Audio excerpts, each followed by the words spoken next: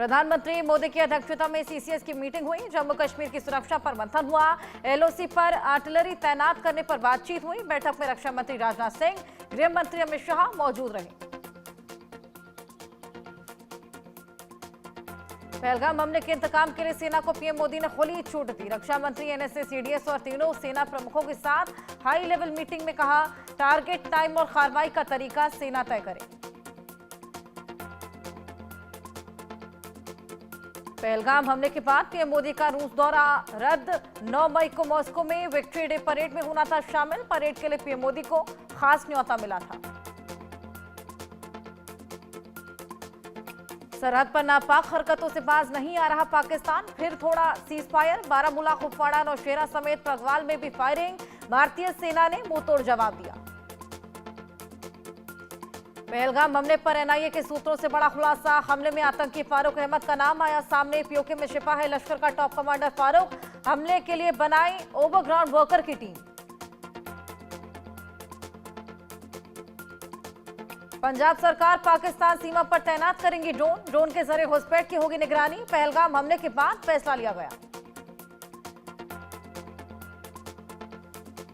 पाकिस्तान में हिंदुस्तान का खौफ। संसद में डिप्टी पीएम इशाक डार ने भारतीय हमले की आशंका जताई। सूचना मंत्री अतउल्लाह तरार का दावा, अगले 36 घंटे में हमला हो सकता है।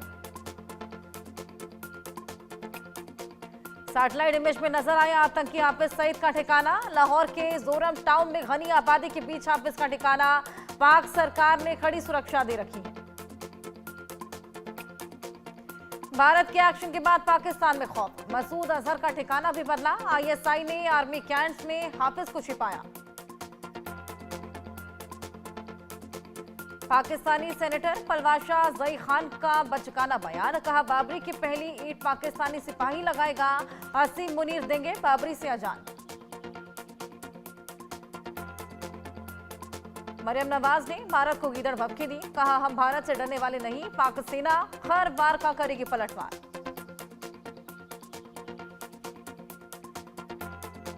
पहलगाम हमले के बाद पाकिस्तान का ड्रामा जारी। पाकिस्तान के सूचना प्रसारण मंत्री तरार ने कहा, भारत अगले 24 से 36 घंटे में सैन्य कार्रवाई कर सकता है। शहबाज शरीफ पर जमकर बरसे इमरान खान। कहा, शहबाज सरकार के पास ना हिम्मत ना नीति। शहबाज और नवाज सिर्फ बड़ी बड़ी बातें करते हैं।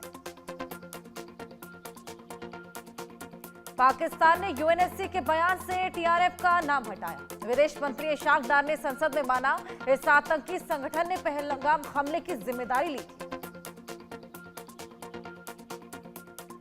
खैबर पख्तूनख्वा का पुराना वीडियो जमकर हो रहा वायरल। पाक सेना पुलिस की तीखी झड़प का वीडियो। पुलिस अधिकारी सेना प्रमुख को सुना रहे खरी खरी।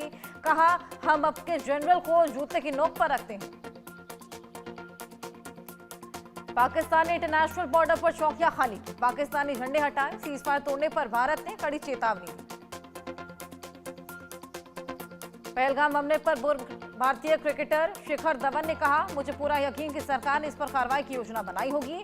पीड़ित के परिवारों के प्रति संवेदना जताई। कांग्रेस नेता राहुल गांधी कानपुर पहुंचे। पहलगाम हमले में मारे गए शुभम द्विवेदी के परिजनों से मुलाकात की। शुभम की पत्नी को रोते देख गले लगाया। कहा, मैंने भी पिता और दादी को खोने का दर्द झेला है। पहलगाम हमले पर राहुल गांधी ने कहा, आतंकियों को भारी कीमत चुकानी पड़ेगी। पूरा विपक्ष सरकार के साथ खड़ा।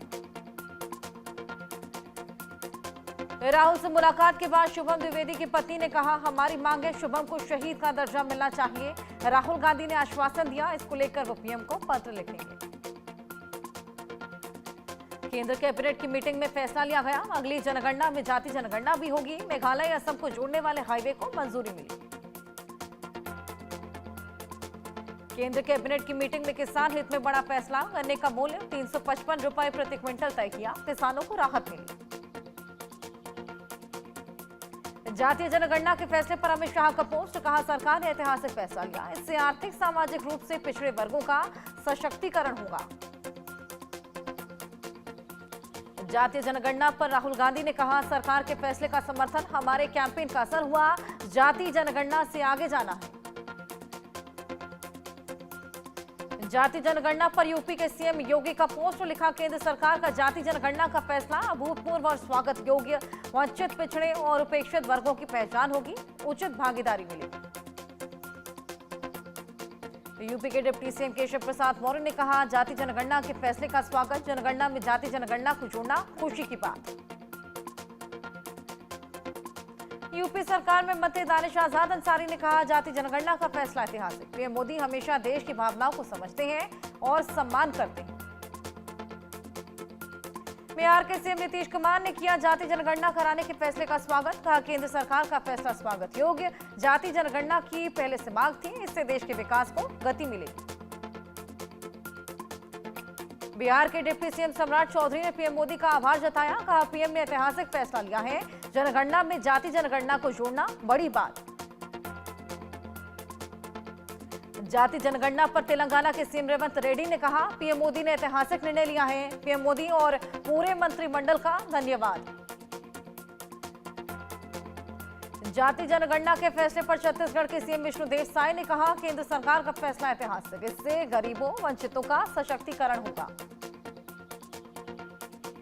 केंद्र के जाति जनगणना के फैसले पर तेजस्वी यादव ने कहा, यह हमारे पूर्वजों और समाजवादियों की जीत, हमने लंबे समय से इसकी मांग की।